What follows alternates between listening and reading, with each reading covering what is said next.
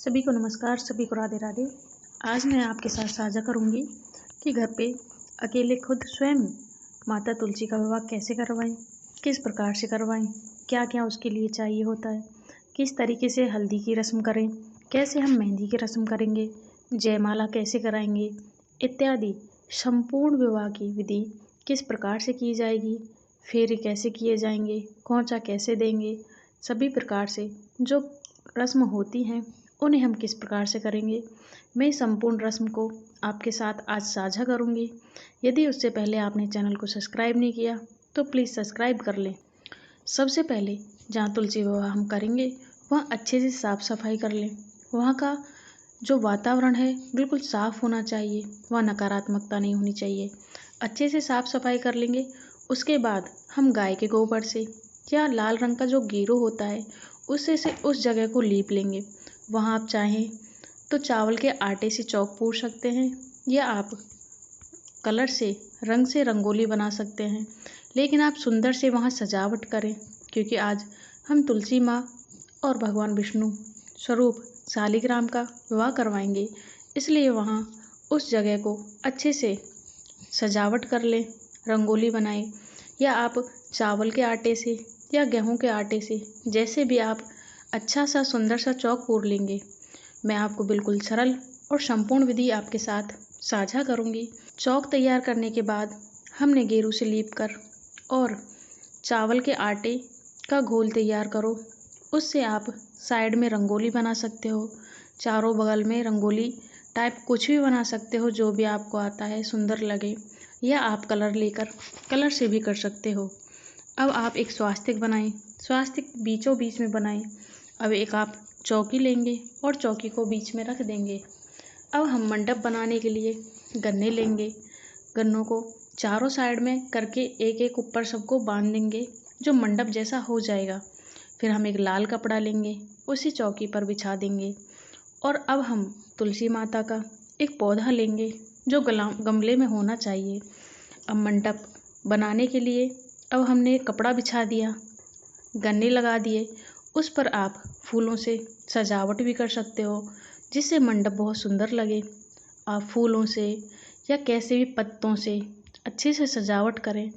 अब आप तुलसी माता लाएं और एक शालिग्राम लें। यदि शालिग्राम भगवान आपके पास नहीं है तो आप विष्णु जी की किसी भी स्वरूप में माता तुलसी के साथ विवाह करा सकते हैं, क्योंकि शालिग्राम का रूप विष्णु जी ही हैं, विष्णु ही रूप शालिग्राम है। अब आप उनके पूजन के लिए पुष्प लें और तुलसी माता को और शालिग्राम जी को आप पुष्प का आसन देकर उन्हें विराजमान करें। साथ में ही आप गणेश जी का यहाँ पर विराजमान जरूर करें, क्योंकि गजानन के बिना कोई भी शुभ कार्य, किसी का विवाह, कोई भी पूजा हो संपन्न नहीं मानी जाती। इसलिए आप पुष्प का आसन देकर गणेश जी को जरूर विराजित करें।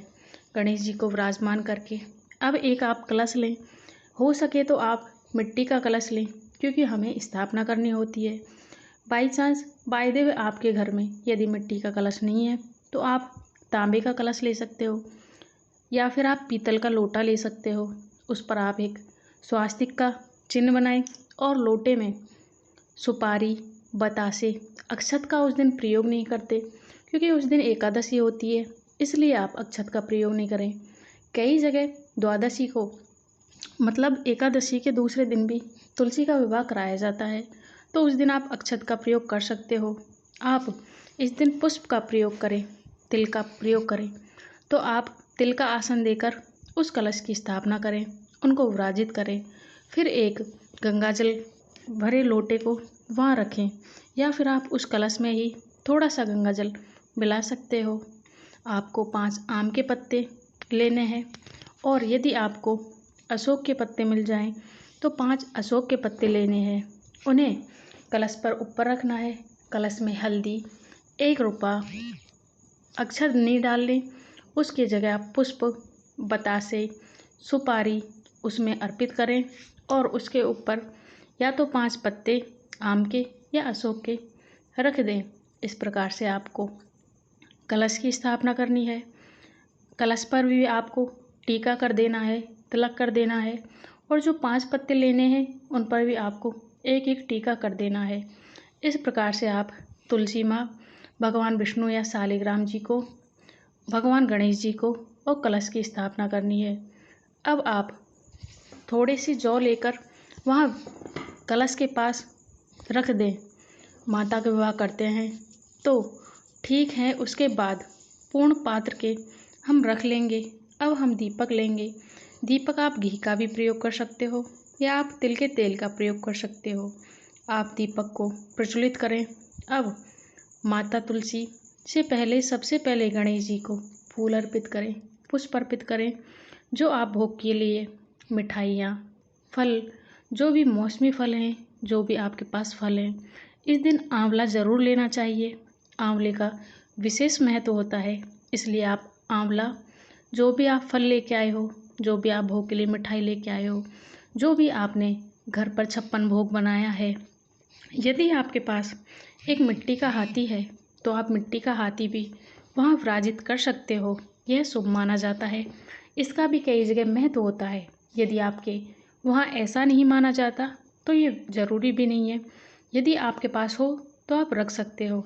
आप दीपक प्रज्वलित कर कर सभी पे थोड़ा थोड़ा सा जल छिड़कें, जिससे उनका स्नान हो।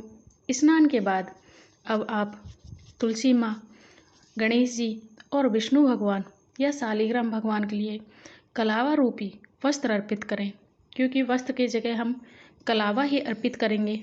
कलावा समर्पित करके तुलसी माता को करें, विष्णु भगवान को करें और सबसे पहले गणेश जी को करें। फिर हल्दी की रस्म, फिर हल्दी का टीका सभी को करें। फिर तुलसी माँ को रोली का तिलक लगाएं, रोली का टीका लगाएं। अब हम गणेश जी को वस्त्र रूपी कलावा हो तो कलावा, नहीं तो जनेऊ समर्पित करें।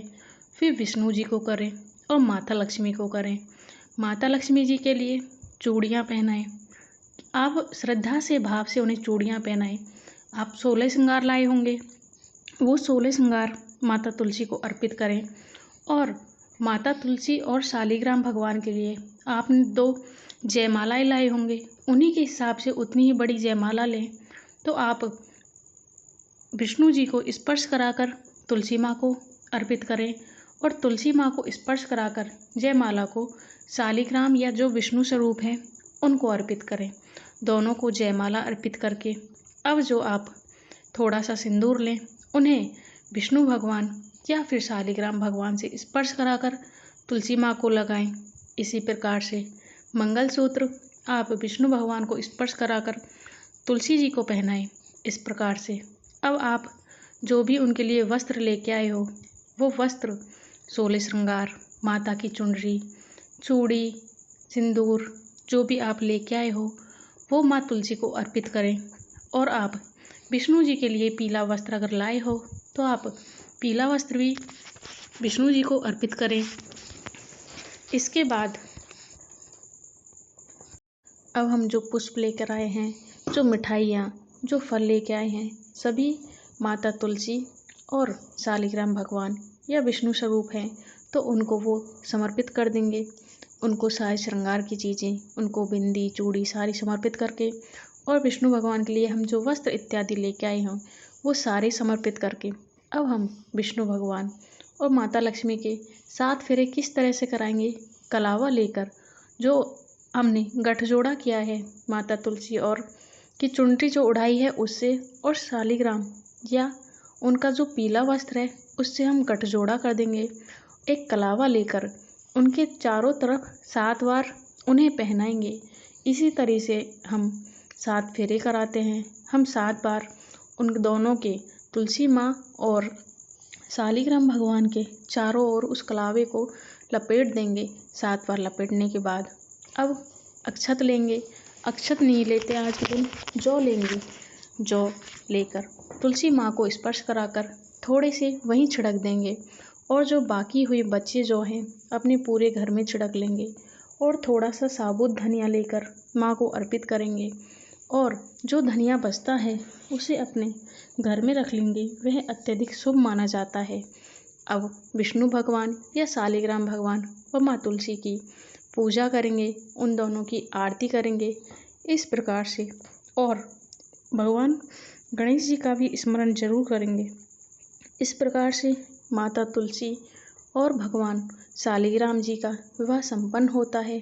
आप उनकी श्रद्धा से भावपूर्वक उन्हें नमन करें, उनको नमस्कार करें और दोनों का विवाह संपन्न हो और इसी प्रकार से उन दोनों का आपके घर में वास हमेशा बना रहे। इस तरीके से आप प्रार्थना करें, हाथ जोड़कर उनको नमन करें, उनका ध्यान करें और गणेश जी का ध्यान करें। इस प्रकार से